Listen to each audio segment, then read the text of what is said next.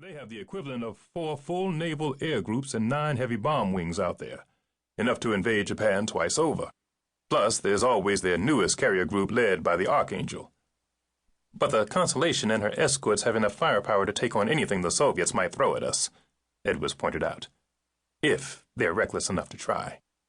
Walton moved to another radar scope beside the main sea mapping scope. There's a display of aircraft, Mr. President, within 500 miles of us. All of them are ours or Japan's, except for this guy. Walton pointed at a highlighted blip, again at the very edge of the scope. An Aleutian IL-76G turbojet spy plane, the Admiral explained. It can monitor our communications, study our radar emissions, map out the positions of all our ships. We also think it can monitor the progress of this morning's test. How long until we start the test? The President asked. We can start at any time, sir. Everyone's in position, Walton said. They should be running through their final pre-launch checks now. Tracking and monitoring stations and the White Sands Missile Range target area have already reported ready. The President nodded, then wandered out to the catwalk just outside the bridge area.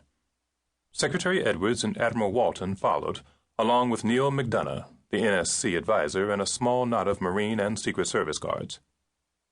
We're finally about to do it, he said excitedly, raising his voice over the sounds of jet turbines on the Constellation's 74,000-square-foot flight deck. I have to admit, Edwards said, that I feel a little uneasy about this whole thing.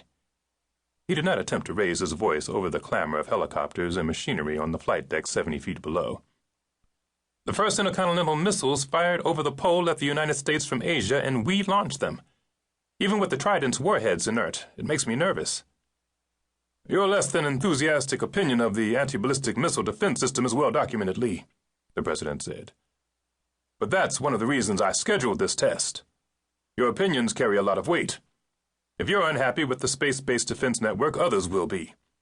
If I can convince you how valuable this system is, I think I can convince others, including the Russians. But a test of this magnitude? 6 D-5 Phase 3 sub-launch missiles flying right through Canada and across the United States? Is a test with this much potential for mishap really necessary? This test is vital, Lee. No matter how sophisticated a system is, people remain skeptical until they see it in action. Space Command briefs Congress almost every month on the results of their simulations, but no one believes how good the Thor kinetic kill missile system really is.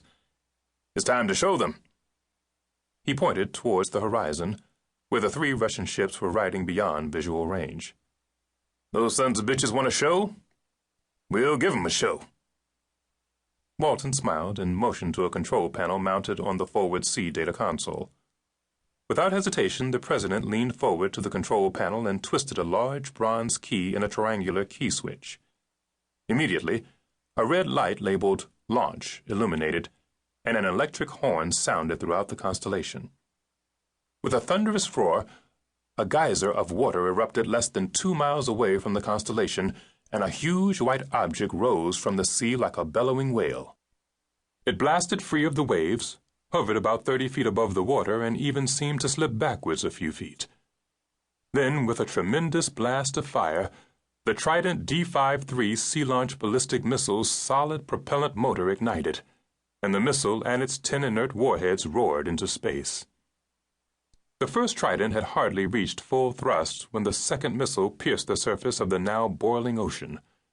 The USS Pennsylvania, the 7th and youngest of the new fleet of Ohio-class super submarines, began disgorging her deadly cargo at a rate of 1 missile every 10 seconds. The stain of white-hot foam stretched from the Pennsylvania's launch point toward the Constellation, her escorts, and thousands of men watching the awesome spectacle. Armstrong Space Station. Skipper! Missile launch detection! Brigadier General Jason St. Michael quickly set his coffee cup down on a Velcro mat on the bulkhead and maneuvered himself to the main sensor operator's console. On a wide 2-foot by 3-foot multi-sensor display screen, a flashing white circle was superimposed on a polar projection map of the northern hemisphere near Japan. A few seconds later, a short column of position readouts printed on a second screen beside the main display. The general's face seemed to take on an added intensity as he read the growing